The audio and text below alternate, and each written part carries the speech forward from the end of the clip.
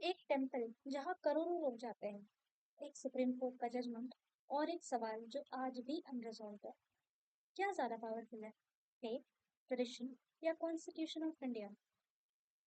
नमस्कार दोस्तों, welcome back to the channel. आज हम डिस्कस करने वाले हैं सबरीमाला रेफरेंस केस, जो सिर्फ टेम्पल एंट्री का इशू नहीं है बल्कि इंडिया के कॉन्स्टिट्यूशनल फ्यूचर का क्वेश्चन है। तो सबरीमाला रेफरेंस केस जो सुप्रीम कोर्ट में एक बहुत इंपॉर्टेंट ऑनगोइंग कॉन्स्टिट्यूशनल डिस्प्यूट है। इस केस में gender justice, equality, religious freedom, constitutional morality और जुडिशियल इंटरवेंशन जैसे मेजर कॉन्सेप्ट्स इन्वॉल्व हैं। अगर आप लॉ स्टूडेंट हो, जुडिशरी एस्पिरेंट हो या करंट अफेयर्स फॉलो करते हो, then this video is extremely important for you. So video end तक देखिए, क्योंकि आज हम इस केस को सिंपल तरीके से सबसे पहले बैकग्राउंड समझते हैं। सबरीमाला टेम्पल केरला में लोकेटेड एक बहुत ही फेमस हिंदू पिलग्रिमेज टेम्पल है। ये टेम्पल लॉर्ड आयप्पा को डेडिकेट। हर साल लाखों नहीं करोड़ों लोग यहाँ जाते हैं। अब कंट्रोवर्सी क्या थी? टेम्पल ट्रेडिशंस के अकॉर्डिंग 10 से 50 साल के उम्र के महिला इस टेम्पल को एंट्री नहीं दी जाती, यानी रफली menstruating age group women restricted थी। अब सवाल उठता है, क्यों? टेम्पल साइड का कहना था कि लॉर्ड आयप्पा को एक नास्तिक ब्रह्मचारी कहते हैं और माना जाता है, और इसलिए टेम्पल की यूनिक कैरेक्टर प्रिजर्व करने के लिए ये प्रैक्टिस फॉलो की जा रही थी। लेकिन दूसरी साइड ने कहा कि अगर किसी को वुमेन होने की वजह से रोका जा रहा है, तो क्या ये डिस्क्रिमिनेशन नहीं है? और यही से कॉन्स्टिट्यूशनल बैटल शुरू होती है। इसी इशू को चैलेंज किया गया सुप्रीम कोर्ट में।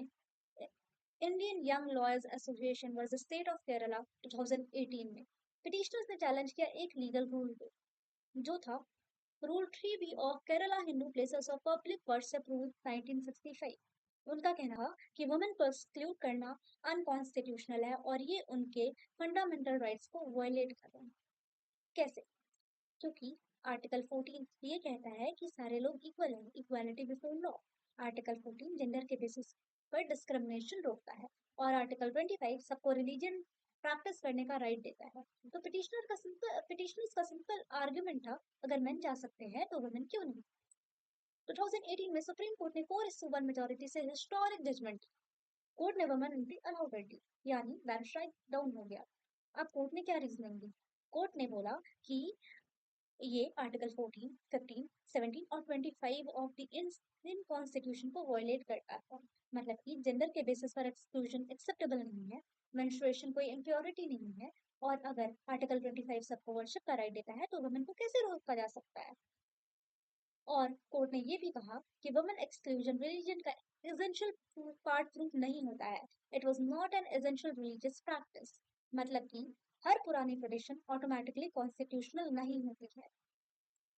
पर लेकिन सब जजेस एग्री नहीं थे। जैसे हिंदू मल्होत्रा ने डिसेंट दिया को रिलीजियस बिलीफ में, जो कि डीपली माना जाता है लोगों के बीच में, उन्हें उसमें इंटरफेयर नहीं करना चाहिए। फेथ को रैशनैलिटी के स्केल पर मेजर नहीं किया जा सकता। मतलब अगर लोग जेन्युइनली बिलीव करते हैं, तो जजेस उनकी थ्योलॉजी डिसाइड कैसे करेंगे? ये डिसेंट इसलिए भी इम्पोर्टेंट है क्योंकि आज जो रेफरेंस केस चल रहा है उसमें ये रीजनिंग फिर रेलेवेंट हो गई है। अब देखते हैं जजमेंट के बाद क्या हुआ। जजमेंट आया तो, लेकिन मैटर खत्म नहीं हुआ। केरला में मैसिव प्रोटेस्ट हुए, पॉलिटिकल टेंशन अराइज हुआ, सोशल रेसिस्टेंस हुआ, और वुमेन को प्रैक्टिकली एंट्री डिफिकल्ट हो गई। यहाँ एक बहुत इंपॉर्टेंट लेसन मिलता है। कोर्ट ऑर्डर और सोसाइटी एक्सेप्टेंस दोनों अलग चीजें होती हैं। अब सबको लगा रिव्यू पिटीशन डिसाइड करेगी, लेकिन सुप्रीम कोर्ट ने एक मेजर ट्विस्ट दिया। Bench led by Ranjan Gogoi ने बोला कि ये सिर्फ इशू सबरीमाला का नहीं है, और मैटर रेफर कर दिया लार्जर बेंच को, और यही बना सबरीमाला रेफरेंस केस। अब केस का स्कोप वुमेन एंट्री से बहुत बड़ा हो गया। अब इशू सिर्फ वुमेन के एंट्री का नहीं रहा। सुप्रीम कोर्ट ने ब्रॉडर कॉन्स्टिट्यूशनल क्वेश्चन फ्रेम किए, जिसमें था रेजिडेंशियल रिलीजियस प्रैक्टिस का स्कोप क्या है? कोर्ट रिलीजन के इंटरनल मैटर्स डिसाइड करेगा या नहीं? इक्वालिटी और रिलीजियस फ्रीडम को बैलेंस कैसे किया जाएगा? और individual rights versus group rights में प्रायोरिटी किससे मिलेगी? अब एक टर्म है जो है एसेंशियल रिलीजियस प्रैक्टिस या ईआरपी टेस्ट। सिंपल मीनिंग में अगर इसे समझे तो कोर्ट चेक करता है क्या चैलेंज से प्रैक्टिस रिलीजन का एसेंशियल कोर पार्ट है या नहीं। अगर एसेंशियल है तो प्रोटेक्शन मिल सकती है, और अगर एसेंशियल नहीं है तो कोर्ट इंटरफेयर कर सकता है। तो इसमें प्रॉब्लम क्या है? प्रॉब्लम ये है कि जजेस लॉयर होते हैं, थियोलॉजियंस नहीं। तो सवाल उठता है, कोर्ट डिसाइड कैसे करेगा कि रिलीजन का असली पार्ट क्या है? इसी वजह से ईआरपी डॉक्ट्रिन हेविली कंट्रोवर्शियल है। प्रोविजन समझते हैं। आर्टिकल 14 सबके लिए इक्वालिटी, मतलब equality before law. Article 15 state gender के बेसिस पर डिस्क्रिमिनेशन नहीं करेगा।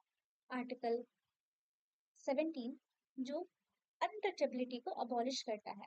आर्टिकल 25 जो सबको फ्रीली रिलीजन प्रैक्टिस करने का राइट देता है। और आर्टिकल 26 रिलीजियस डिनोमिनेशंस को अपने रिलीजियस अफेयर मैनेज करने का राइट देता है। तो क्लियर कॉन्फ्लिक्ट ये था कि वुमेन इक्वालिटी राइट या टेम्पल का रिलीजियस ऑटोनॉमी राइट, दोनों में से सुप्रीम क्या है। सुप्रीम कोर्ट ने देखा कि सेम इशू दूसरी जगह भी है, इसलिए ब्रॉडर्स मैटर्स भी रेलेवेंट हुए, जैसे कि Shayara Bano versus Union of India, Indian Young Lawyers Association versus State of Kerala जो ऑनगोइंग डिस्प्यूट था, फिर Fatima Tasneem versus State of Kerala, Haji Haji Ali Dargah case, female genital mutilation case. मतलब कोर्ट एक जनरल फ्रेमवर्क बनाना चाह रहा था फॉर ऑल रिलीजन्स। कोर्ट के सामने क्वेश्चंस ये थे कि ईआरपी टेस्ट मतलब एसेंशियल रिलीजियस प्रैक्टिस टेस्ट में क्या इंक्लूड कर सकते हैं और क्या एक्सक्लूड कर सकते हैं। कोर्ट रिलीजन में इंटरफेयर कर सकता है या नहीं, और बायोलॉजिकल फैक्टर्स से डिस्क्रिमिनेट करना कॉन्स्टिट्यूशनल है या नहीं। इक्वालिटी रिलीजियस ऑटोनॉमी को ओवरराइड कर सकता है या नहीं। अब इस केस की रियल बैटल समझो। इक्वालिटी, वुमेन राइट्स, डिग्निटी और नॉन डिस्क्रिमिनेशन, ये सब आर्ग्यू किया पिटिशनर्स, मतलब कि gender based exclusion, discriminate, patriarchals customs के को रिलीजन का नाम पर प्रोटेक्ट नहीं किया जा सकता। कॉन्स्टिट्यूशन सबसे ज्यादा सुप्रीम है। टेम्पल पब्लिक प्लेस है, प्राइवेट क्लब नहीं। और रिस्पोंडेंट्स ने कहा ये यूनिक डिनोमिनेशन है। आर्टिकल 26 के अंदर ऑटोनॉमी है। फेथ को मॉडर्न क्वालिटी स्टैंडर्ड से जज नहीं कर सकते और कोर्ट थियोलॉजी डिसाइड नहीं कर सकते, मतलब ट्रेडिशन, फेथ और ऑटोनॉमी। तो क्वेश्चन क्या था? क्वेश्चन ये है कि क्या कॉन्स्टिट्यूशन रिलीजन को रिफॉर्म करेगा या रिलीजन को इंडिपेंडेंट स्पेस मिलेगा। ये सिर्फ लीगल इशू नहीं है, ये फिलोसफिकल इशू है, डेमोक्रेसी का इशू है, इंडिया की आइडेंटिटी का इशू। सुप्रीम कोर्ट हियरिंग्स में जज ने इंपॉर्टेंट क्वेश्चंस रेज किए। क्या डिस्क्रिमिनेटरी प्रैक्टिसेस अनकॉन्स्टिट्यूशनल होती है? क्या जुडिशियरी रिलीजन का मैनेजर बन जाएगी? क्या कॉन्स्टिट्यूशनल मोरालिटी सब्जेक्टिव कॉन्सेप्ट है? क्या कोर्ट सेल्फ रिस्ट्रेन दिखाएगा? ये क्वेश्चन बहुत डीप कॉन्स्टिट्यूशनल फिलोसफी से जुड़े हुए हैं। अब ये केस सिर्फ सबरीमाला के केस के बारे में नहीं है, ये डिसाइड करेगा कि कोर्ट का रोल क्या है, रिलीजन फ्रीडम की लिमिट्स क्या है, इक्वालिटी कितनी पावरफुल है, और कॉन्स्टिट्यूशन ट्रेडिशंस को चैलेंज कर सकता है या नहीं।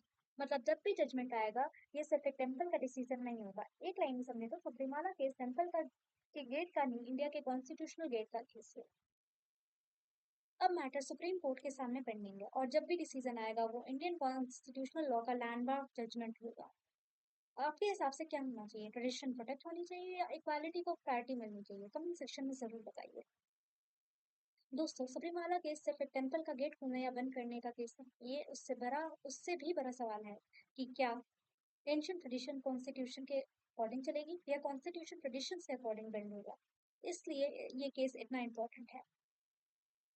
अगर आपको ये एक्सप्लेनेशन यूजफुल लगा हो तो लाइक करिए, शेयर करिए और चैनल सब्सक्राइब करिए। मिलते हैं नेक्स्ट लीगल ब्रेकडाउन के साथ। ऐसे ही सुप्रीम कोर्ट ऑनगोइंग मैटर्स और लीगल कॉन्सेप्ट्स को सिंपल तरीके में समझने के लिए जुड़े रहिए। Thank you.